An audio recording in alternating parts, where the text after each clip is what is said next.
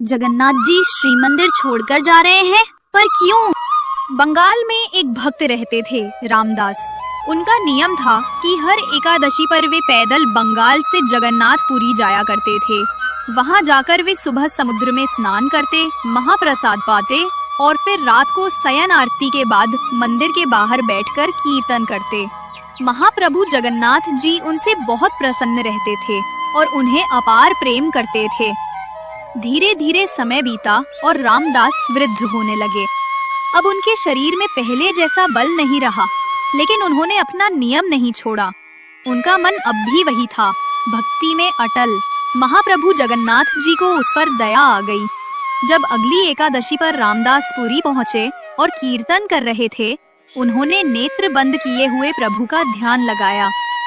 तभी उनके ध्यान में जगन्नाथ जी प्रकट हुए और बोले, रामदास, तू अब पुरी मत आया कर, मुझे बड़ा कष्ट होता है। रामदास बोले, महाप्रभु, आपको कष्ट होता है इसलिए मैं समझता हूँ कि अब आना ठीक नहीं, पर यदि अगली एकादशी को आप मेरे सामने नहीं होंगे तो मेरे प्राण ही निकल जाएंगे नाथ। जगन्नाथ जी बोले, ठीक है, तो एक काम तो किया जा सकता है जिससे तुझे पुरी भी ना आना पड़े और तू मेरा दर्शन भी कर ले। रामदास बोले, वो कैसे संभव है? जगन्नाथ जी बोले, अगली एकादशी में जब पुरी आएगा तो एक बैलगाड़ी ले आना, मैं भी तेरे साथ चलूंगा तेरे घर, तब मेरा दर्शन कर लेना। प्रेम से दिन भर मुझे ही देखता रहना, मैं तुझे देखता रहूंगा। रामदास बोले, अरे नहीं महाप्रभु, आप तो सुख से विराजो, मैं आ जाऊंगा, मुझे कोई कष्ट नहीं होगा। लेकिन जगन्नाथ जी बोले, अब तो हमने मन बना लिया है, मैं तो तुम्हारे साथ ही जाऊंगा, और वो भी अगली एकादशी पर। रामदास खुश भी हुए और दुखी भी। अगली एकादशी जब आई तो रामदास बैलगाड़ी में बैठकर आए। सब पंडा पुजारी बोले, अरे रामदास, आज बैलगाड़ी से आए हो, कुछ विशेष है क्या? रामदास बोले, नहीं नहीं, बूढ़े हो गए हैं ना, इसलिए। रात का समय था, शयन आरती हो चुकी थी। रामदास बैठे थे, प्रतीक्षा कर रहे थे कि कब आएंगे। तभी क्या देखते हैं, पीताम्बरी पहनकर, सिर पर मोर पंख लगाकर साक्षात महाप्रभु जगन्नाथ मंदिर से बाहर आ रहे हैं। और ऐसे ही नहीं आ रहे, अपने सब अंग वस्त्र एक पोटली में बांधकर रामदास के समीप आ रहे हैं। रामदास ने कहा, फिर सोच लो, चलना है कि रुकना है? तो जगन्नाथ जी ने कहा, अब तो तय हो चुका है कि चलेंगे हम तुम्हारे संग ही। रामदास मन में सोच रहे थे, मैं तो मना कर रहा हूँ, पर इन्हें ही आना है मेरे साथ। जब बैलगाड़ी के पास गए तो जगन्नाथ जी बोले, ये बैल तो बूढ़े हैं, मैं अगर त्रिलोक का भार लेकर बैठा तो ये यहीं से वैकुंठ चले जाएंगे। भोले रामदास बोले, अब तो यही मिला मुझे, इसी से काम चला लो। जगन्नाथ जी ने कहा, ठीक है। जैसे ही उन्होंने हाथ फेरा बैलों के ऊपर, वैसे ही दोनों बैल तंदुरुस्त हो गए। जगन्नाथ जी बोले, हटो, हम चलाते हैं, ये हमारी काम की है। रामदास बोले, मैं ही चला लूंगा, आप छोड़ो। जगन्नाथ जी बोले, नहीं, मैं ही चलाऊंगा। सामने बैल हाँकते हुए द्वारकाधीश थे और पीछे सीधे साधे रामदास बैठे थे। जैसे ही मंगला आरती का समय हुआ, वैसे ही सब पुजारी बोले, ये सुभद्रा जी और बलभद्र जी तो हैं, पर जगन्नाथ जी कहाँ गए? सब जगह हल्ला मच गया, जगन्नाथ जी चोरी हो गए, ढूंढो।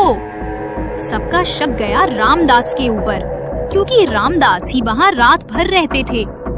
जगन्नाथ जी को पता चल गया था कि सब पंडा पुजारी रामदास के पास आ रहे हैं। वो अभी पुरी की सीमा से बाहर नहीं गए थे। तो जगन्नाथ जी ने कहा, रामदास, तुम मुझे कहीं छिपा दो, सब पंडा पुजारी आ रहे हैं तुम्हारे पास। पास में ही एक तालाब था, उसके पीछे एक गुफा जैसी बनी थी। तो रामदास ने जगन्नाथ जी को वहीं छिपा दिया, लेकिन उनकी पीताम्बरी का एक कोना बैलगाड़ी में रह गया। सब पंडा पुजारी आए और उनकी तलाशी लेने लगे। तभी वो पीताम्बरी का छोर उन्हें दिख गया और बिना कुछ पूछे मारपीट शुरू कर दी। तभी तालाब से आवाज आई, अरे मूर्खो, तुम्हें क्या लगता है मुझे कोई अपनी मर्जी से ले जा सकता है? नहीं, मैं स्वयं चलकर आया हूँ। तभी क्या देखा, जगन्नाथ जी के श्रीअंग से रक्त बह रहा है और पूरा तालाब रक्त मंडित हो गया है। सब बोले क्षमा कर दो महाप्रभु। महाप्रभु बोले क्षमा नहीं मिलेगी, जाओ, मेरे भक्त को मारते हो, शर्म नहीं आती। और जगन्नाथ जी रामदास के साथ चले गए। कुछ दिन बाद सब फिर से आए और बोले महाप्रभु, हमारी रोजी रोटी कैसे चलेगी? अब आप तो चले आए, हमारा पेट कैसे पलेगा? जगन्नाथ जी ने कहा, यही अंतर है मेरे भक्त में और बगुला भक्तों में। फिर बोले ठीक है, हम अपने भार के बराबर तुम लोगों को सोना दे देते हैं, तो हो जाएगा ना? सब बोले जगन्नाथ जी भारी तो खूब हैं, बहुत सोना मिलेगा। सब बोले ठीक है। जगन्नाथ जी बोले रामदास व्यवस्था करो। रामदास बोले ये गलत है, मेरे पास इतना कुछ है ही नहीं देने को, मैं कहाँ से लाऊंगा इतना सोना? जगन्नाथ जी बोले तुम्हारी पत्नी की नाक पर एक सोने का किल है, वो ले आओ और एक तुलसी का पत्ता ले आओ, बाकी हम दिखाते हैं, आखिर हम भी परमात्मा हैं। जैसे ही नापा गया तो उस किल से भी कम भार के महाप्रभु हो गए और सब पंडा पुजारी से बोले जाओ ले लो अपनी जिंदगी, धन चाहिए ना तुम्हें? अब उन पुजारियों के पास कुछ कहने का मुंह ना रहा, वे सब पंडा पुजारी खाली हाथ पूरी लौट आए। भगवान को कोई बांध नहीं सकता, पर प्रेम के वश में आकर वे स्वयं बंध जाते हैं। जय जगन्नाथ।